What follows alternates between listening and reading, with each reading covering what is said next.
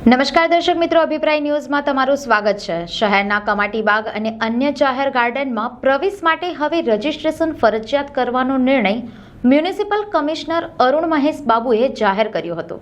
આ નિર્ણય સામે આજે સવારે કમાટી બાગના મોર્નિંગ વોકર્સે કડક વિરોધ વ્યક્ત કર્યો। મોટી સંખ્યામાં વોકર્સ ભેગા થઈને વડોદરા મહાનગરપાલિકામાં આક્ષેપો કર્યા કે ગાર્ડનમાં પ્રવેશ માટે રજીસ્ટ્રેશન ફરજિયાત કરવું અનાવશ્યક છે। રોજ વોક કરવા આવનારા નાગરિકોને આ નિર્ણયથી તકલીફ થશે તેવું પણ તેઓએ જણાવ્યું હતું। વોકર્સે મ્યુનિસિપલ કમિશનરને આ નિર્ણય તરત પાછો ખેંચવાની માંગણી કરી છે। કૈલાસવાસી મહારાજા સયાજીરાવ ગાયકવાડની અમૂલ્ય ભેટ એટલે સયાજી બાગ।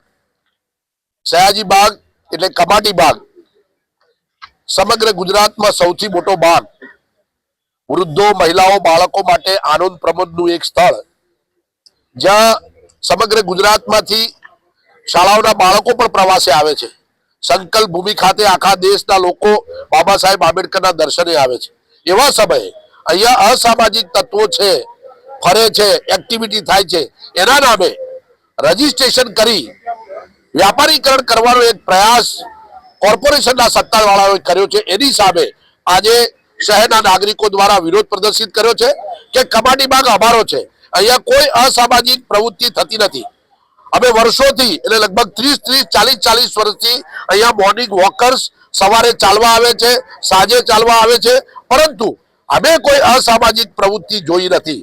પરંતુ જો કોર્પોરેશન વાળાને અસામાજિક પ્રવૃત્તિ દેખાતી હોય તો એના માટે જવાબદાર એમની સિક્યુરિટી છે, એમના સીસીટીવી સર્વેલન્સ છે। સંવાદદાતા સાથે અભિપ્રાય ન્યૂઝ, વડોદરા। વધુ સમાચાર જોવા માટે અમારી યુટ્યુબ ચેનલને સબસ્ક્રાઇબ કરો અને જોડાયેલા રહો ફેસબુક, ઇન્સ્ટાગ્રામ અને ટ્વિટર પર।